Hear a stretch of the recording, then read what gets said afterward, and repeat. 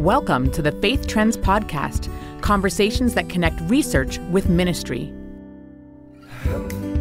My name is Rick Heemstra, one of the regular hosts of the Faith Trends Podcast. Today, Bill Flederis from the Faith Today podcast is sitting in for us. Bill will be talking with Ron Johnson, Executive Director of the ministry Small Church Connections, and returning guest Dr. Marilyn Draper from Tyndale University. They will be talking about the recently released Significant Church Report that was a research partnership between 11 Evangelical Fellowship of Canada affiliates. My co-host, Lindsay Calloway, and I were the principal researchers for this project, so we thought it would be fun to have our partners talk about what we learned. Lindsay and I will be listening in, and we'll return at the end for some closing thoughts. Welcome to a Faith Trends episode about the unique gifts and challenges of small churches and what larger churches need from smaller ones. I'm Bill Flederis, your guest host for this episode. Our guests today represent two of the 11 institutions that partnered in this project. Ron Johnston is the founder and director of Small Church Connections. Marilyn Draper is assistant professor of practical theology at Tyndale Seminary in Toronto. Welcome to both of you. Thank you. Thank you, Bill. It's so good to be here. So before we get to your reactions to the findings of the report, I would like us to define a couple of key terms and concepts. So Marilyn, I'd like to start with you talking about the idea of the size of churches that we think of as small. What is a small church and how do you pick a number for that? I think what we all recognize is that the small church is somewhat unique and it's got positives and negatives. So one of the positives is it's got this relational aspect, but sometimes it's seen as a negative thing in terms of some of its resources are limited. And so as part of the discussion, as we were thinking about the small church, it was how do we actually define it? And when we looked at the literature in our discussions, and this was actually came through in the study as well, there seems to be something about being under 150. At 150, you can have this relational connection, more simplified programming, and there's something in that whole essence that sort of defines what the small church is. Once you get above 150, something changes in terms of your social and in the dynamics that switch. And so we just felt that that was a really good number to choose. So not every scholar would use that same number though, right? So we decided based on our context that this was appropriate for us. Is that right? Yeah, in the literature, there is some suggestion that around 150 is a good thing, but there's not a consistent number. It's not, this is definitive. And the majority of churches in Canada are actually under the 100-member mark. So this is sort of exemplifying the status of the Canadian church in a lot of ways as well. So the vast majority of Canadian churches are small churches, is what you're saying, right? Yes, that's correct. Okay. So Ron, the churches that you picked for the study, you wanted to have, I think, evangelical churches, and I think maybe you excluded churches that were church plants. So I wonder if you can just tell me about those two sides of the churches that you chose for the study. How did you decide what was an evangelical church and, who got in and who is not measured by this study? Yeah, we would have loved to have included all churches. That would have sort of been the ideal.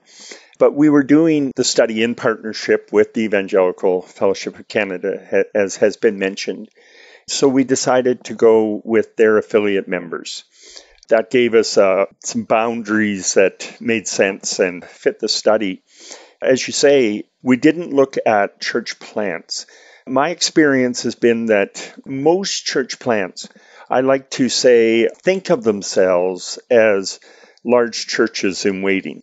They're planting small, but I think most church planters think, we're going to be the ones who grow.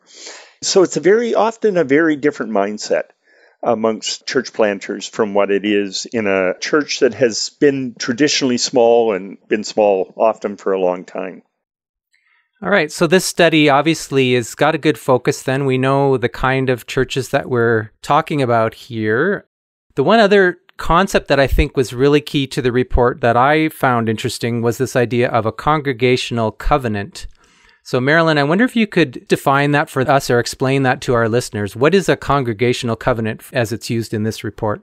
A congregational covenant is that unwritten understanding of what a congregation actually is, so its identity, but also what it's about, its purpose, So its mission, why it exists, who it's for, who it serves. I might even push that a bit further to say it's actually the church's mode of being, how it makes its decisions. I think part of the secret of this idea of how this covenant works is it's more, you can't really explain it.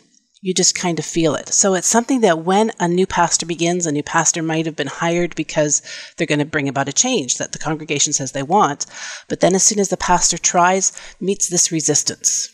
And what they're meeting is maybe this congregational covenant because things have always been done a certain way, or there's part of their identity that's being challenged. And so this pastor then needs to learn trust. I think all of us who are part of the small church study, the week that Rick introduced this idea, I could see all around us on the Zoom. We kind of all went, oh yeah, that just makes so much sense, because I think all of us as pastors have been in that situation where we thought we were hired to do something and then things didn't seem to go quite the way we anticipated. And this idea of it's because there's this untangible or intangible sense of there's something here that we don't want to mess with. And so it has to be revealed and talked about. So that's the idea of this congregational covenant. As Marilyn says, when that first was mentioned, for myself personally, I felt like lights just started flashing. And it was like, oh yeah, this is a term I've wanted all my life. Because I think there can even be other things, like sometimes it's the space itself, because sometimes there's a recognition, is the building no longer appropriate? And that can be, all of a sudden, all of the sense of ownership comes out. Well, because maybe the building itself is part of this covenant. And because it's almost like in a larger church, the covenant is between the pastor and the people, whereas the congregational covenant we're talking about here is more about the people and this identity of this historic congregation that's developed over time. Right. And so it's a much more difficult thing to identify and navigate because there's so many unspoken assumptions connected with it. Well, I think our readers will maybe get a bit of an idea of it, and obviously they can find out more by reading the report itself. Let's move on, and maybe we'll bounce back to this idea as we move along. One of the things that I got out of reading the report, the light bulb that went on for me, was that there's a difference between thinking of small churches as just bigger churches done at a smaller size. It's not just a quantity difference, like everything is the same except it's smaller. There's a quality difference in small churches. So let's talk about the ways that we can see that qualitative difference. You mentioned, Marilyn, how decisions are made. And I think also the other thing that I saw in the report was how leadership works in a small church. So could either of you give us take a stab at trying to say how qualitatively is a small church environment different in terms of the way decisions are made, or maybe some other aspect of it? Well, the first thing that comes to mind, and it's something that Ron and I both talked about in the past, is the relationships. Often at the heart of a bigger congregation, the programs can actually keep you going, and people can come and go, but the programs can sustain. Whereas at the small church, it's the relationships. The relationships are the backbone of everything that is done, and the relationships then form how decisions are actually made as well. So I think that that's one of the key things. That's really interesting. I would just add, in terms of relationships, Marilyn is dead on. Relationships are everything in a small church. The other thing that I would maybe just mention too, in terms of differences in how decisions are made and things, is that it's much more by consensus in a small church. If you're a large church, usually the leadership makes those decisions. But in a small church, everybody expects to have a voice. And so you've got to work towards a consensus. The other side of this that I was kind of thinking about is when I think about a bigger church, I think about how you can sort of be anonymous. And maybe this is like what you were saying about programs, Marilyn, too. And in a small church, my sense of just talking with you, that anonymity is not really a thing. It's more like, how are your relationships going with the other people in the congregation? One of my favorite quotes that I've ever come across was that someone said that in a large church, when you take attendance, someone stands at the back and they count heads. In a small church, you look to see who's missing. And I think that so well describes the difference in that regard to a large and a small church. Those relationships are everything. So that in a small church, it'll even go, people will actually call ahead or send you an email to say, I can't be there for this particular reason. Whereas when I've been part of a larger church, people just come and go. They don't even think that they have to report in or give any explanation for why they're not there. It goes back to what Ron was saying. They don't even think they'll be missed. Whereas the small church, they'll know, oh, if I miss 2 Sundays, somebody's going to be concerned that there's something wrong. So I better let them know that I'm away or I'm doing this or this has come up, that kind of thing. That's a really interesting example, Marilyn. I'm thinking about my own church that I go to, which is about under 100 people as well. I wouldn't feel like I should give a notice that I'm not attending a service, but when we have a small group meeting and I know I'm not going to be there, then I do send off that kind of notice. So I can see the kind of, maybe we can put this on a continuum or whatever and say, yeah, there's a certain point at which you know that other people are depending on you being there to make things happen. And if you're not there, then you want to give them that warning. I've also noticed when it's been non-Christians who have become Christians or starting to get involved with the church are the ones that will often report in and say they can't be there. Right. And we laugh and we say, well, it's because the people who've been going to church all their life just assume that they can come and go as they please. Whereas the new people say, no, I need to let people know where I'm at. So the both of you are ordained pastors, so you have experience with this. So I'm wondering if we can talk a little bit about being a solitary pastor versus being a pastor on a team. Again, I'm trying to think of this in terms of it's not just a fewer number of pastoral hours that a solitary pastor has to devote to different things, all in the same prioritization that you'd have in a large church with a whole pastoral team. So how qualitatively are things different for a solitary pastor than a pastor who works on a team in a larger church? Are they going to have to spend their time and spend more time on certain things that someone in a larger church would not have to spend as much of a percent of their time on? Yeah, often the pastor in a small church is defined as a generalist. They have to be a little bit good at everything. You very seldom will have a solo pastor in a small church that's spending 30 hours a week just preparing a sermon, because they've got people to visit, they've got all these other things that are a part of it, and that demand their time. I think the flip side of that is that they usually get to know their people better and whatever, because they're the ones doing the visiting when they're sick and whatever, not the pastor of visitation or in a larger church. Yeah, that's helpful. I can sort of picture a pastoral team, how you can specialize. And then, so if your specialty is delivering sermons, then you can spend most of your time doing that and you don't have to spend as much time on the other tasks. Whereas if you're a solitary pastor, doing sermons has to be juggled with all of the other responsibilities, and you can't just specialize in one part of the pastoral package. I think this was really felt by a lot of solo pastors during COVID, because as part of a team, you had all those other team members to pray with, to talk to. But during COVID, there were a lot of small church pastors that were isolated and didn't have anyone other than themselves. So I think in that sense, it was a very difficult time for a lot of small church pastors. And I think what we discovered in the study was that they are relational, they're not tech people. And so having to rely so much on the tech during COVID was a real struggle for a lot of the pastors that were interviewed for our study. Right. Yeah, there's a whole section in this study on COVID. The other thing that I wanted to get into was this idea that I also noticed in this study about the way that income works for a pastor in a small church. That so many pastors in small churches have a second job, or they're able to maintain their role as a pastor because their spouse has income or someone else in their house has income. How does that change things, I guess, for the pastor? Certainly there's a lot of small church pastors that are sacrificing in very significant ways, because the income that they're receiving is way below what a pastor in a larger church would get.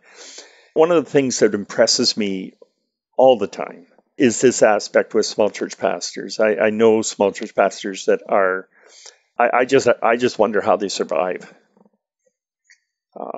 Because churches just can't pay them what raising a family and what they should be paid. But there's a lot of them out there that are committed to God's call in their lives, and salary on that is just not the primary reason they're there. And I wonder, maybe it's not something that people think about so much. So maybe this is an educational part of this study that we can realize, those of us who are more familiar with mid-sized or larger churches, we can realize there's a kind of sacrifice that's going on for a lot of these pastors, that they are trying to fulfill a ministry role without a full-time salary allowing them to focus 100% of their energy on the ministry role. They also have to be juggling a way to keep their family financially healthy in whatever other ways what other forms that takes. I was also part of another study where we looked at multi-vocational ministers, and that was really interesting as well. But a lot of it comes back to the minister themselves. Do they want to be in a situation where the church pays a complete salary for them and they're totally devoted to that, or do they actually want to be divided? Some of them actually see that as part of their evangelistic community ministry, is to be out in the community doing something else. But I think you're right, Bill. I think that we do tend to underpay pastors and not appreciate the commitment, the dedication, and the sacrifice that a lot of the families are making. I also wonder if this is something to do with, we found that in this particular study, a lot of them were second career pastors. And so is this actually a spot where people who are a little bit more financially independent or have already made a little bit of an income elsewhere to be able to shift into doing ministry at this point in their lives as well? Yeah, that's good. I was just going to say I remember writing down the numbers about this, and that it looked like 1/3 of males and 2/3 of female pastors were saying that this is their second career. So it turns out to be 2/5, or it's almost half, basically, that it's a second career for them. So yeah, so maybe some of us who have a mental image of what a pastor is, maybe we need to adjust that a little bit to recognize some of these realities too. I interviewed Ron once in the past, and I want to get back to a thing that we talked about there, and that was about the idea of small churches being intergenerational, and that's part of the character of a small church. That we talked about relationships, but partly what's valuable in some ways, or unique anyways, is that there are relationships between older people and younger people that might not happen in a larger church. So how does that make things different, or what's good about that? I think there's a number of really good things. My wife and I attended a large church for a short period of time once, and the structure of that church, the programs they offered, and that it would be possible for a person to go from birth to probably their mid-20s before they ever worshiped with adults, because they had a great teen worship service and a college and career worship service, and which was great, but it meant that they never came together, those young people and the adults. And I just think that there's a lot to learn from each other. The greatest tribute I ever heard paid to a leader in a church was with a group of young people one time, and they were having trouble trying to figure out what to do in a certain situation. And one of them spoke up and he said, I know what we'll do. We'll ask one of the leaders to help us. He'll help us because he loves us. And I thought, oh my goodness, as a leader, if I could have a tribute paid to me, that would be it. But in a large church, they probably don't even know the kids' names. So one of the things that I'm hearing you say then, tell me if I got that right then, is just that there is an access to wisdom, especially for younger people, because they have relationships with people that are outside of their own generation. And so does that help them see the world from more than one point of view or something like that? Yeah, I think that's part of it. Yeah, I certainly think that it does. I can give an example of how it's a skill development as well. In one of the small churches that we were in, we moved into a building where we suddenly needed extra help with sounds and needed to move to PowerPoint. And our oldest son was about 10 at the time. and just got brought in to do it. There wasn't anybody else really who was available. He was willing to learn. And so he did it, and then he learned from some of the older guys just what to look for in terms of the sound and how to do it well and timing and things like that. And so it became very much the older generation and the younger generation working together to give us as a group the best experience that we could. And he grew tremendously as a result of that.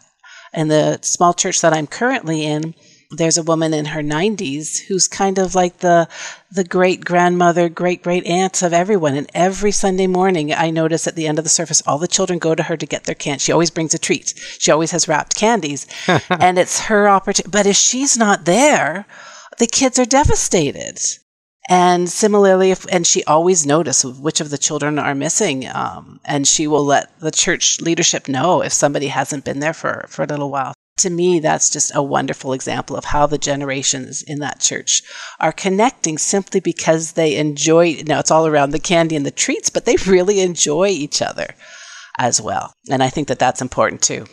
Yeah, that's a beautiful story. There's a couple of things that I'm seeing there. One is the number of people is small enough so that woman can remember the names of all the kids, because there's not 100 kids to remember. There's maybe 20 or whatever. So that's a great thing. The other thing that I'm hearing you talk about as a parent, I'm thinking, how do you get your kids involved in a church? And in a small church, there is a need for everybody to participate. Maybe the need is greater, like your example of the 10-year-old helping with sound, versus in a larger church where maybe everything is running well enough that it's not immediately obvious what the needs are. And so people can kind of hold back from participation instead of stepping forward. And that participation is one of the things that helps us to grow in our faith. I think that there's a lot more modeling and apprenticeship possibilities that are available in the small church. So I've been in churches where I've watched, and you'll see a child watching an adult do something simple as greeting people or handing out a bulletin, and suddenly you see the child standing beside them because there's freedom and there's welcomeness, and the child will then start to greet or want to start helping out. And I'm sure you see that in large churches too, but there's something about the welcoming family environment of a small church that just seems to lend itself to that kind of involvement of the generations. All right. The next thing I wanted to move on and talk about a little bit is thinking about external connections that small churches have. So how the small church might be engaged with its community. We touched on that briefly earlier, how churches are connected, or small church pastors are connected with other small church pastors and then with their denominations. So these are sort of more external sides of the small church community. So maybe we can start with the neighborhood or with the municipality or the area around the church. Does a small church connect to its community differently than a larger church might? And what does that look like? What are the peculiarities there? I think in terms of connecting with community, I don't know whether the difference between a large church and a small church is as great as an urban church and a rural church. And the vast majority of rural churches are small, so it sort of fits in there. And I pastored in Toronto for about 16 years. And unless I made an arrangement with one of the members of the church to meet with them, I never saw any of the members of the church between Sundays. Whereas I pastored in a small town, and I couldn't hardly go to the post office for the mail without running into somebody and talking with them. And there's sort of a natural connection there in a small town, rural setting for churches to become involved in their communities. I think it's much easier than it would be in an urban setting. I think what Ron's pointed out is some of the unique characteristics about the Canadian church that came forward in the study as well. So we have the small church that's in urban settings, and we have the small churches that are in rural settings, and then we have those small churches that are part of the new Canadian diaspora connection as well. And there's uniqueness about each of those settings and how a small church functions and connects with the community. Because in some of those communities, like in the new Canadian communities, sometimes you might have one immigrant community that connects more closely to another immigrant community and can serve those needs very effectively. and very well in a way that perhaps a large church in that same community couldn't. But it's because of who they are, it's because of their identity that enables that. So it's really part of the whole Canadian story, I think, when we look at how these churches connect to their different neighborhoods. So what about with the way that small churches connect to their denominations then? Are there particular challenges that small churches have in connecting to their denominations? Certain of us are good at having a mindset of thinking about the big picture, what's the national church situation like and how do we connect with that? And others of us are sort of more like, well, we just have to survive the day-to-day with our own local community. And so I wonder, I'm sure that happens at all sizes of churches, but I'm wondering if you can give us some examples or how that might play out in smaller churches and how they relate to their denomination as a partner in ministry, I guess. That's one of the areas that there's quite a substantial part in the study is about the comments from the pastors that we interviewed and their relationships with their denominations. And it was really helpful for us actually as a group putting together the study because we had several denominational leaders as a part of their group. And so it was good for them to hear some of the feedback and the talk as well. But one of the things that came out that I particularly noticed from the study was a lot of the pastors felt that the denominations were catering more to the larger churches, right? They're looking for kind of their key, their pet almost congregation. This is a congregation that's doing everything right and it's flourishing and it's growing and it's large. And so a lot of the small church pastors are feeling a little bit ignored, forgotten, undervalued, underappreciated. There's a sense that are the denominations just interested in me for statistics? And what they really saw as their value was the stories that were part of what they wanted to share. I think that this is an area that we can continue to grow. How do the denominations interact with the small churches and support those pastors who are often, as Ron was talking about, especially in the rural areas, somewhat isolated and alone, and maybe needing that extra support that the denomination might be able to give them if they were simply more aware, if there was better communication going back and forth. The first thing, in some ways, the report is a little bit hard on denominational leaders. And I have so much respect for these people in the denominational offices. They've got 300 and some 400 churches that they're trying to connect with. And it's a tough job. The thing that bothered me the most out of the study in terms of denominations was that you have pastors out there who don't feel like they're respected by the denominational leaders. And that's just sad. I think that denominations need to share a lot more stories of small churches and let these small churches know how much they are appreciated. One of the comments that was made in the study that really caught my attention was that Rick and Lindsay make the statement that small church pastors are the experts in small church. That they're really the ministry experts when it comes to the small church. And they need to listen to those experts. They need to make sure that whatever they're doing, they hear from small church leaders when they're putting programs together and whatever it might be. My work is often in the area of communications. And I think one of the things that I see from this study is just the importance of good communication within a denomination, right?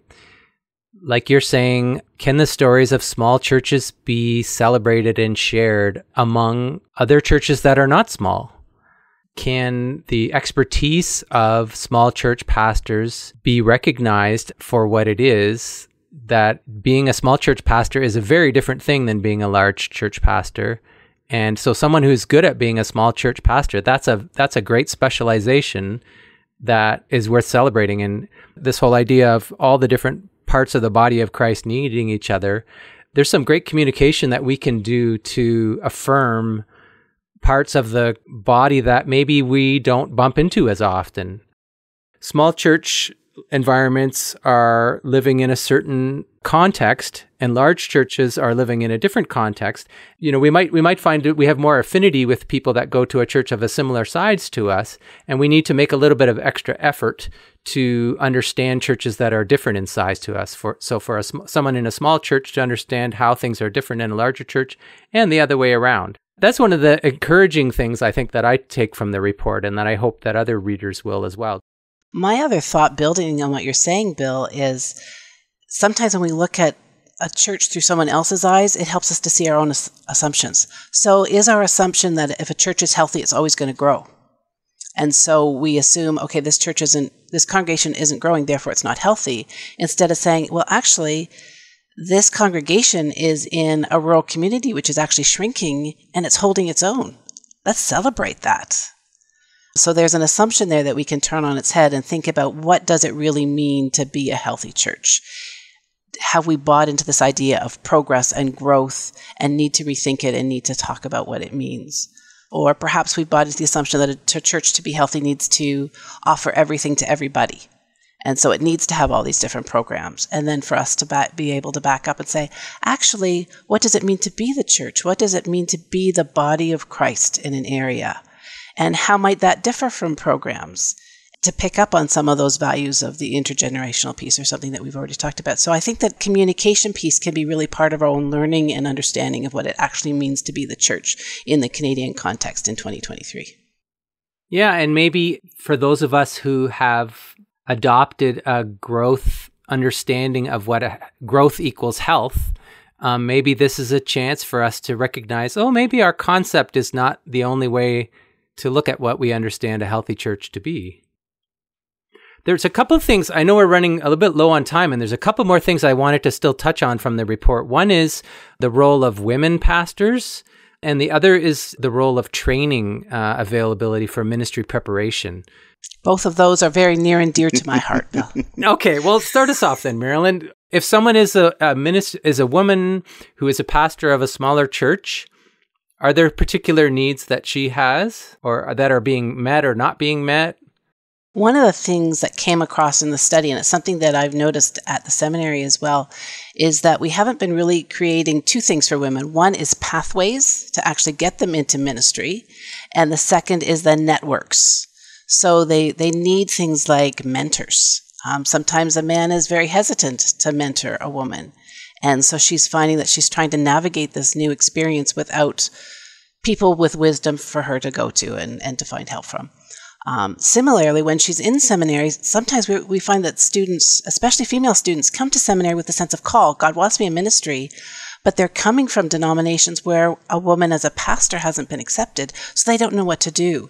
So they're trying to navigate their way through seminary, maybe not even taking all the pastoral courses, and then they end up getting hired down the road by a congregation and go, now I don't feel equipped because I didn't take those pastoral courses because I thought, how could God possibly use me in that way? So there's a lot of work that we can do, everything from education to freeing up women to actually making sure that our congregations recognize the value that we don't want to silence half the women, half the congregation, but allow the voice of women to come to the forefront. So that's just a little bit of a taste of some of the things that I know that we need to talk about when it comes to looking at women and whether they're pastoring, and most of them are pastoring small churches. You don't very often see a woman hired as the sole or senior pastor of a larger congregation. So there's lots of room for our communities, our denominations, and our parachurch organizations to facilitate networks for women who are studying and women who are pastoring then. A lot of the women who are pastoring are in small churches, and that's been a move in the right direction, certainly, to move that way.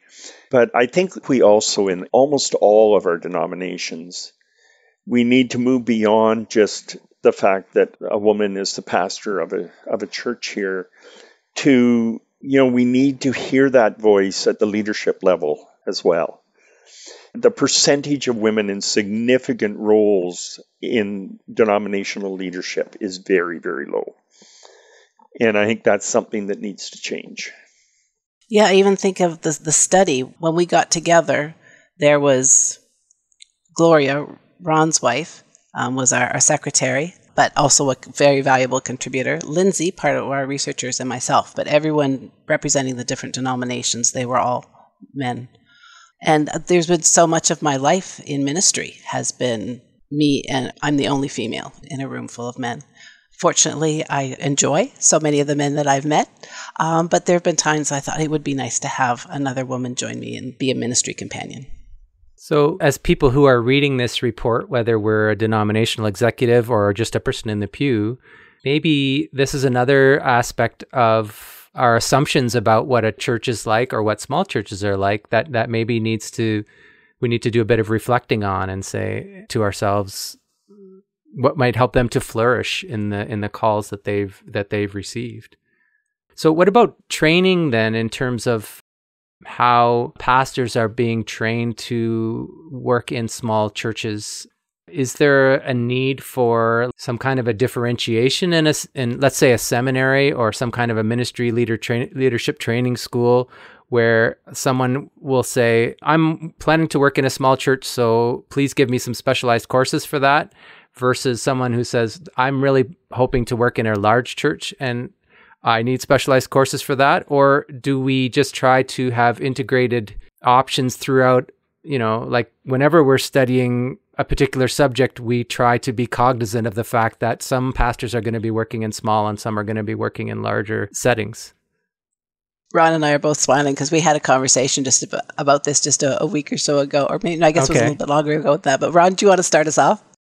I think there's sort of a problem on both sides. We're in desperate need in Bible college seminaries for training for small church pastors. I had one person that said to me, it's simple arithmetic. If 75% of the churches in Canada are small, most pastoral students are going to pastor small churches.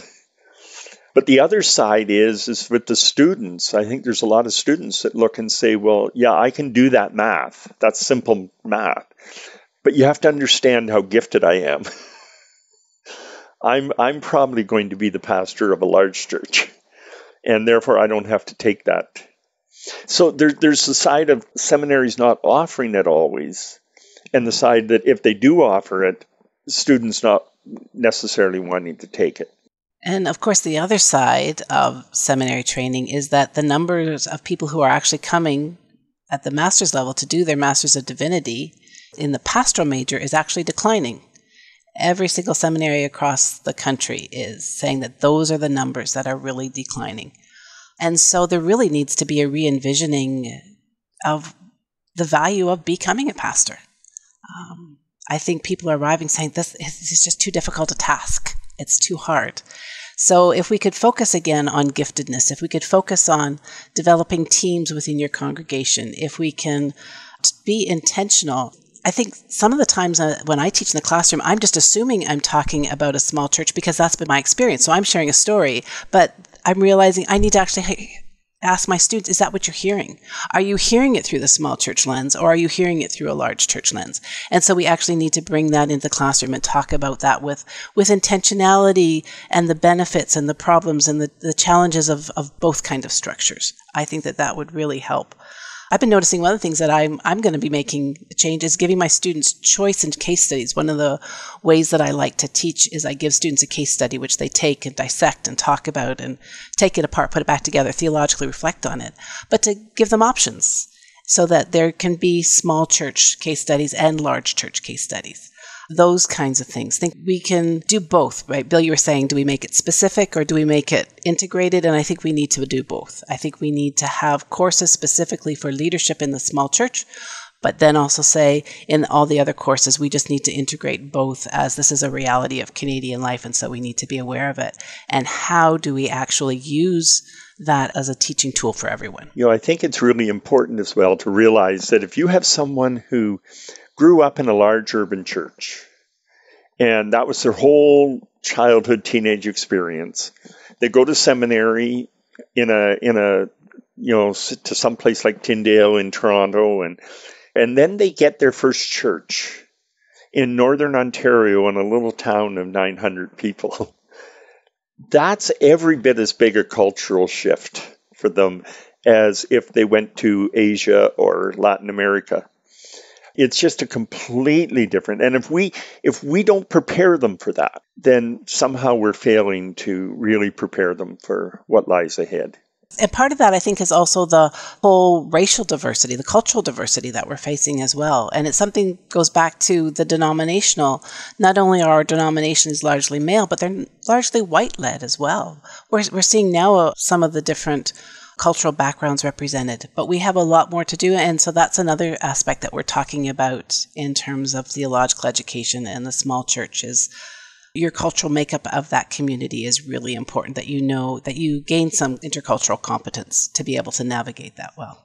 What I was thinking is just that this small church report is so important because it just helps us to get started thinking about the church in Canada and the place of the small church in the church in Canada. So if we are someone that's going to seminary as a student, or someone who is welcoming students into a seminary, or if we are just thinking about churches as someone in the pew, this study can be a good mirror for us to say, this is a large part of what the Canadian church looks like. And for those of us, maybe the majority of Canadians will go to a mid-sized or larger church.